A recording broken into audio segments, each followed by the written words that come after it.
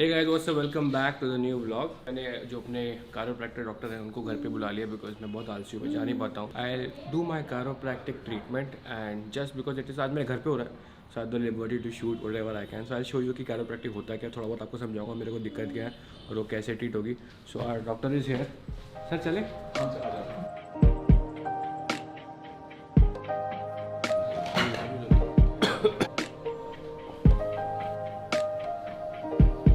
कुछ है इम्प्रूवमेंट है?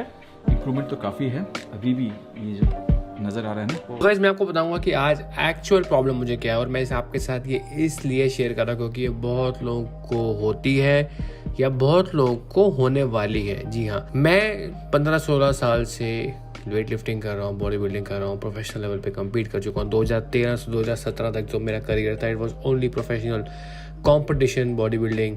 And I used to eat to compete, I used to sleep to compete, I used to train to compete. दिमाग में हमेशा वो चलता रहता था। I used to push my body to limits and also मेरे पास एक full time job थी। Tighter skin.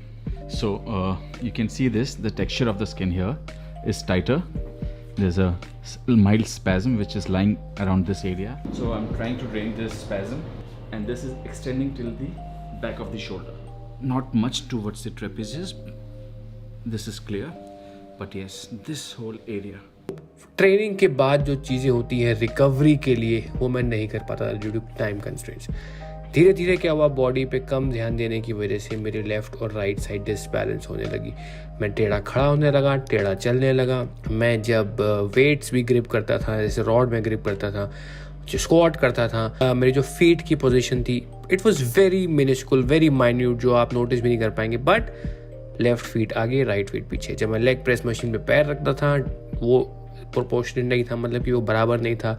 जब मैं शोल्डर प्रेस ग्रिप करता था, मैं ग्रिप करता था बराबर, बट मारते मारते वो बॉडी डिसबैलेंस हो रही थी। तो अपने आप quarter inch, less than quarter inch वो आगे पीछे शिफ्ट करता था, जिससे कि लेफ्ट साइड में अलग लोड आता था, राइट साइड में अलग लोड आता था। किस पेशेंट को कितना वैक्यूम बनाना है कि सबको सेम देते हो? सब कुछ। उसके अलावा पेशेंट की साइकोलॉजी, उसका स्टेबिलिटी, ये करते करते ये बहुत ही छोटा लोड था और over the years, when I say over the years I mean 4, 5, 6, 7 years, धीरे धीरे मेरी बॉडी का एक साइड स्ट्रांग होता गया, एक साइड वीक होता गया।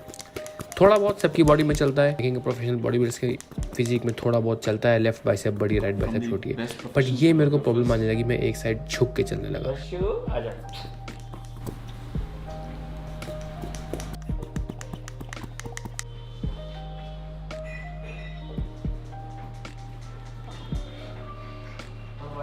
अगर आपको एक बार ये प्रॉब्लम डेवलप हो जाती है, एक साइड आप झुक रहे हैं, एक साइड आप खड़े हैं, या एक साइड ऊपर है, एक शोल्डर आपका डाउन है, एक शोल्डर आपका अप है, एक बार ये प्रॉब्लम क्रीप इन हो गई तो उसके बाद ये बढ़ती ही है, क्योंकि जो साइड आपका वीक होता रहता है, स्ट्रॉन्गर साइड उस वीक साइड को और वीक करता रहता है, बिकॉज वो वीक साइड का लोड भी स्ट्रॉन्गर साइड उठाता रहता है। नाउ कम टू अक्टूबर 2019, मुझे ये प्रॉब्लम कैसे फील हुई। एक दिन मैं सो कर मुझे बैक में हल्का सा दर्द हुआ। आई थॉट से नॉर्मल दर्द है, चला जाएगा। मैं जिम में गया, जिम में मैंने चेस्ट की एक्सरसाइज मारी और मेरे राइट साइड से वेट उठाई नहीं। मेरा लेफ्ट साइड इक्वली स्ट्रांग था, परफेक्ट था, मैं वेट मार पा रहा था, बट राइट साइड से मेरे से वेट बिल्कुल नहीं लग रहा था।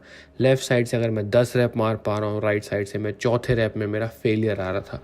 मुझे लगा मेरी बैक की दिक्कत है, मेरे को चेस्ट में दिक्कत क्यों आ रही है, मैं चेस्ट से वेट क्यों नहीं उठा पा रहा हूँ। सेम चीज़ मेरे ट्राइसेप में हो रही थी, सेम चीज़ मेरे शोल्डर में हो रही थी। I knew there is a problem. मैंने उसको इग्नोर किया 15 दिन, 20 दिन।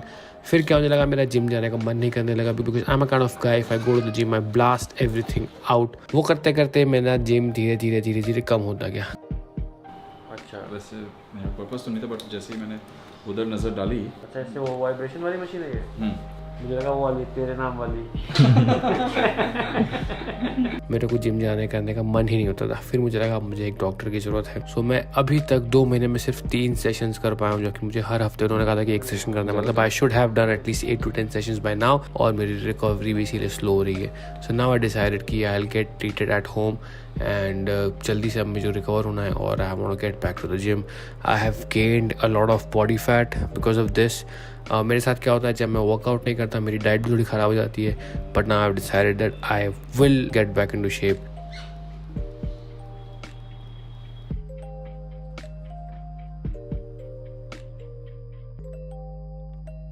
सो मेजरली इसको रिकवर करने के लिए हम क्या कर रहे हैं, हम कायरोप्रैक्टिक वर्क कर रहे हैं, हम कपिंग थेरेपी कर रहे हैं, हम नीडलिंग वर्क कर रहे हैं and the doctor has given me soul because अब मैं एक साइड झुक के खड़ा होता हूँ तो मेरा जो फीट की बैलेंसिंग है, मेरी जो बॉडी का लोड है दोनों पैरों पे इक्वली डिवाइड नहीं हो रहा, एक पैर पे ज़्यादा आ रहा है एक पैर पे कम आ रहा है एंड दैट ऑल्सो मीन्स कि जो मेरी फीट जो कॉन्टैक्ट एरिया बनाती है ग्राउंड से वो अलग अलग बनाती है। सो मुझे स्पेशलाइज सोल दी गई है ताकि मेरा दोनों फीट पे बैलेंस वेट आए और जिससे कि मेरी प्रॉब्लम काफ़ी हद तक ठीक हो जाएगी।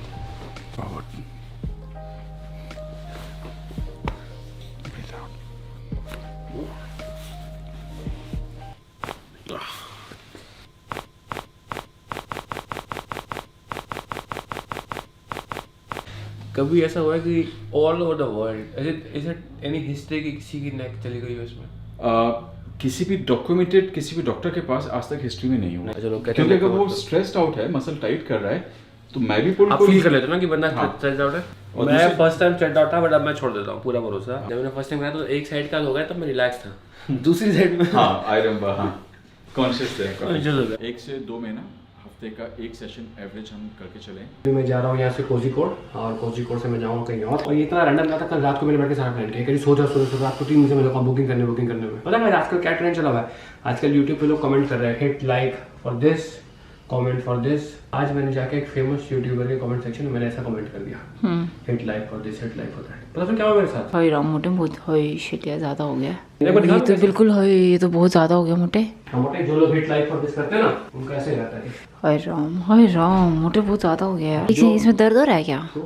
हाय हैं मोटे जैसा मीठा दर्द होता है ना इश्क में, उससे भी ज्यादा मीठा असली में दर्द है। हाय राम मोटे पहले बनियान पहनो, मोटे बनियान पहनो यार ठंड लग जाएगी। सही बता रहा हूँ। बनियान कहाँ पहनता है वो? मोटे असली भी कह रहा हूँ बनियान पहन लो यार, तो गाइस अगर आप अभी कॉलेज में हैं, ठंड लग जाएगी, बड़े स्टड बन रहे हो। स्ट्रगल करे तो बनियान पहन ले। मैं स्ट्रगल नहीं कर रहा, बनियान नहीं पहन। मोटे एक चीज और मेरे को लोग कहते हैं जैसे अभी IIT गए थे आपकी स्टोरीज दिखाई आपने और डिटेल में डिस्कस करो, फ्रेंड से मिलो। हम प्लान बना रहे हैं फ्रेंड से मिलने का। ऑल्सो जो मेरी लड़ाई वाली स्टोरी थी ना, मेरी मारपीट हो गई, वो बहुत लोगों को पसंद थी। लेकिन मैं लोग कहते हैं कि हमने जिंदगी में हाथ नहीं उठाया, हमने जिंदगी में हाथ नहीं उठाया। जिन लोगों ने जिंदगी में हाथ नहीं उठाया ना उनकी बगल से बदबू आती है, उनकी बगल से बदबू आती है। पूछो क्यों? क्योंकि हाथ उठा के साफ करोगे। हाय राम चलो चलो रितु, रशी मम्मा कहाँ है? बुला बुला बुला बुला। रशी चलो चलो चलो, पापा लेट हो रहे बेटा, पापा लेट हो रहे हैं। रशी मोटा कैसे दिखाते हैं? मोटा रशी मोटा मोटा रितु जल्दी कब लेट होगा बेटा। बेटा रशु सब लोग तुमसे परेशान है आजकल।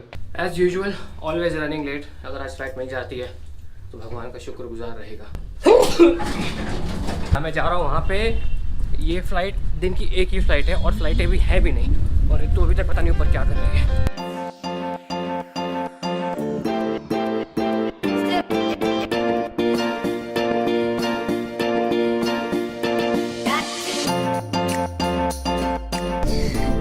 मैं कहीं नहीं जा रही हूँ। अगर आपको लगे कि मैं कहीं जा रही हूँ, सिर्फ ये जा रहे हैं आज मैंने छोड़ने जा रही हूँ एयरपोर्ट। जब से ये उबर वगैरह स्टार्ट हुई है कोई किसी को छोड़ने नहीं जाता। मुझे याद है मेरी मम्मी जब दिल्ली जाती थी, हम लोग कानपुर में थे, दिल्ली मायके जाती थी, पापा छोड़ने जाते थे और लेने आते थे। तू तो मुझे कभी मायके छोड़ने नहीं। मुझे एक बार देखिए, एक बार गया तो मुझे छोड़ने। पुरानी जनरेशन में हमारे माँ की जनरेशन पापा अब भी जाते मम्मी को छोड़ने और लेने। एक हमारी जनरेशन है। मोटे पता यार जाना चाहिए। थोड़ा लगता है कि ऐसे किसी तरह ना स्पेशल फील होता है मेरे। वो आएंगे मुझे लेने जी तो ही जाएंगे हम सब। आज मुझे स्पेशल फील हो रहा है। थोड़ा ड्राइवर टाइप की, मैं खुद ही चला गया। स्पेशल होता है जब दूसरा बंदा चला है, मैं बैठा हूँ यहाँ पे। लेकिन गाइस हम बहुत ज़्यादा लेट हो रहे हैं आजकल। ये हमारे फ्लाइंग बीस्ट के लिए कोई नई बात नहीं है। हमारे चैनल पे आप अगर आते हो तो दो कुछ चीज़ें आपको हमेशा मिलती हैं, अच्छे ब्लॉग्स, हाय राम, फैन का चिकलू चिकलू, और today I am very late guys, today I am very late and invariably every time we get late यार, आई डोंट नो व्हाई। यार कौन कौन ऐसे लोग हैं जो हमेशा लेट होते हैं? इनको पता है कि फ्लाइट इतने बजे है बट वो उतने बजे निकलते हैं जितने बजे लेट होते हैं। कमेंट करके बताओ। मतलब मेरे को पता क्या लगता है, सिर्फ इसका एक ही तोड़ है मोटे। ऐसा लगता है आज तो थोड़ा वीआईपी सा फील हो रहा है यार। आज ऐसे भागते सर प्लीज सर साइड दे दो, हमारे फ्लाइट छूट जाए। पहली बार ऐसा हुआ कि हम थोड़ी इज्जत से गए थे। We did not have to back sir, we are getting late please sir.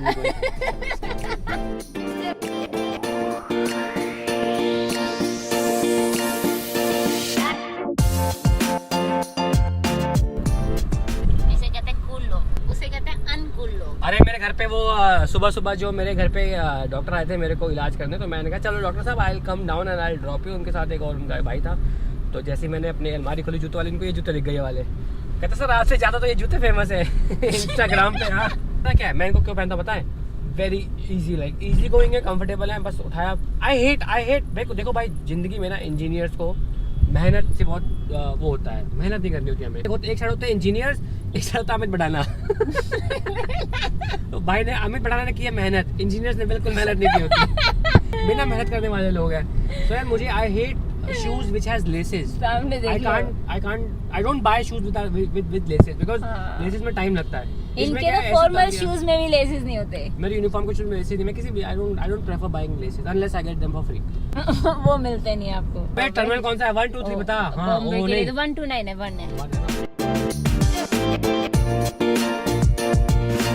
आज मैं आपको एक ट्रिक बताऊंगा कि जब आप लेट हो रहे हो तो आप एयरपोर्ट पे क्या पैतरे अपना सकते हैं कि आपकी फ़्लाइट मिल जाए। तो जैसे ही मैं घुसा लेट हो गया, सर लेट हो गया, सर लेट हो गया, आज तो गई सर, आज तो गई, आज तो गई, तो क्या हो गया, आज तो गई सर, लेट हो गया। लोग समझ जाते हैं भाई ये बंदा पैनिक में है, इसको जान दो।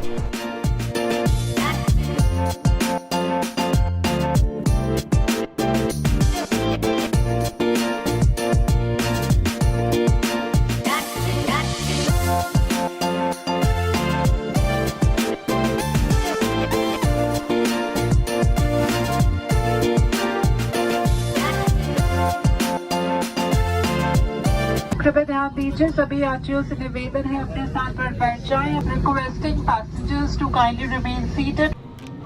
बस हम लोग पहुंच चुके हैं अभी कैलीकट में। दिल्ली से मैं आया मुंबई, मुंबई से मैं आया कैलीकट। डायरेक्ट फ्लाइट दिल्ली से नहीं थी, फ्लाइट लेट भी हो गई। लेट क्यों हो गई?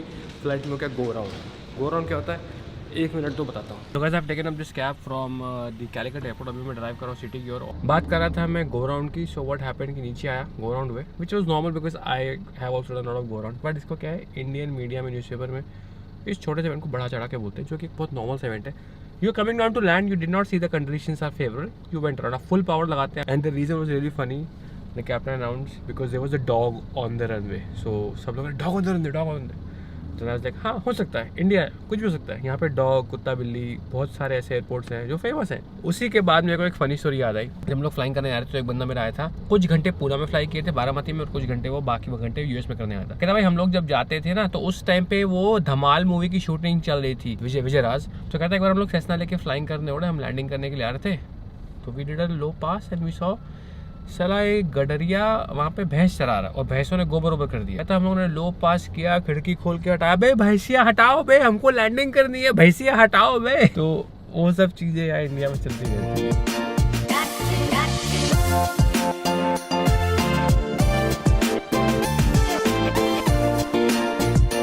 मतलब what has just happened, you won't believe, ये पहला ऐसा रूम है ज़िंदगी में जो मैंने लिया है कि जैसा ये दिखाया गया था वेबसाइट पे, बुकिंग वेबसाइट पे, ये वैसा ही निकला, उससे अच्छा निकला। मतलब आई पेड लेस अमाउंट।